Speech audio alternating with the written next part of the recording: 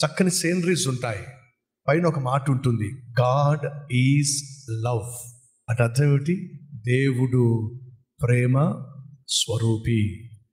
అనగా దేవుడు ప్రేమ స్వరూపి. ప్రేమ స్వరూపి అయిన దేవుడు మన ఇంట్లో ఉన్నాడు అనుకోండి, ఆ ఇంట్లో భార్య భర్తల మధ్య ప్రేమ, అన్నదమ్ముల మధ్య ఆప్యాయత, అనురాగము, బంధువుల మధ్య ఆత్మీయత ఎక్కడ ఉంటుందో అక్కడ సకల ఆశీర్వాదాలు ఉంటాయండి. అదే దేవుడు కోరుకున్నాడు.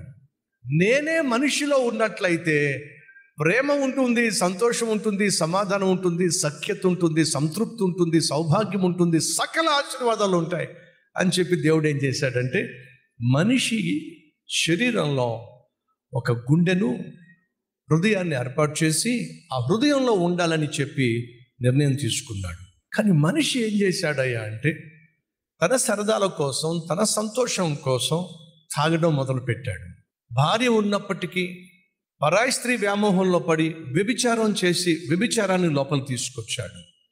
కష్టపడి సంపాదించడానికి బదులుగా కూర్చుని మేసేటటువంటి తత్వాన్ని అలవర్చుకొని కష్టపడే వాడి దగ్గర అన్యాయంగా సంపాదించడం అలవాటు చేసుకున్నాడు. ఇప్పుడు జాగ్రత్తగా వినండి, చీకటి ప్రవేశించిందంటే వెలుగేమవుతుంది? మాయమైపోతుంది.